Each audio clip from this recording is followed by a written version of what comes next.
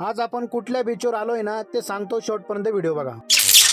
जय श्रीराम मित्रांनो. तर गोष्टी अशी आहे की आज आपल्याला मालाडवरून एक प्रायव्हेट भाडं लागलं होतं 2 दिवसासाठी. मग काय आपण बी आपली गाडी काढली, कस्टमरला पिकअप केलं आणि निघालो आपल्या मार्गाला. मुंबईची ती जीव घेणी ट्रॅफिक चिरडत फाडत आपण डायरेक्ट पोहोचलो रिसॉर्टला. रिसॉर्ट तर बघा कसं आहे, कसं एकदम जंगलाच्या मधोमध, चारी बाजूनी नुसती हिरवळ आणि काही ती शांतता. खरं सांगतो, तिथं पाऊल टाकताच माझं मन कसं एकदम प्रसन्न झालं होतं आणि कस्टमर पण एकदम खूप जाम प्रसन्न झाले होते. आल्या आल्या पोटामध्ये कावडे ओढत होते. रिसॉर्टवरती जेवणाची सोय होतीच. आपण लगेच काय ऑर्डर केलं, आपलं सगळ्यात आवडतं म्हणजे गरमागरम दाल खिचडा. जेवणावर ताव मारला आणि म्हटलं चला तुम्हाला जरा रिसॉर्ट दाखवतो. खाली बघा कशी कडक चित्र काढली आहेत. तिथंच भारीवाला स्विमिंग पूल बी आहे. मगाशी काय ऊन होतं, पण इथं आल्यावर ऊन कुठं गायब झालं काय कळलंच नाही बाबा.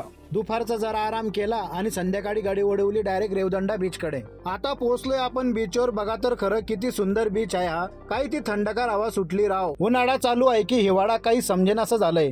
आणि जेव्हा पायावरती थंडगार लाट येते ना, हा काय सुख आहे ते. आपले कस्टमर पण बघा कसे फुल टू एन्जॉय करायला लागले आहेत. जर ज्यांना कुणाला आपल्या अलिबागला फिरायला यायचं आहे ना, त्यांच्यासाठी माहिती सांगतो. बघा मित्रांनो, अलिबागला राहण्याची काही काळजी करू नका.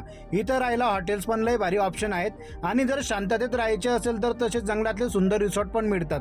बजेटनुसार एकदम कडक होऊन जाते. लाटा बघता बघता कधी सनसेटची वेळ झाली काही समजलंच नाही बाबा. आता अंदर व्हायच्या आत आपल्याला रिसॉर्टला निघावं लागेल, कारण आधीच सांगितलं होतं तुम्हाला आपलं हॉटेल जंगलामध्ये म्हणून. चला मग आज भेटूया पुढच्या भागामध्ये. तोपर्यंत राम राम. व्हिडिओ आवडला तर लाईक आणि फॉलो करायला विसरू नका.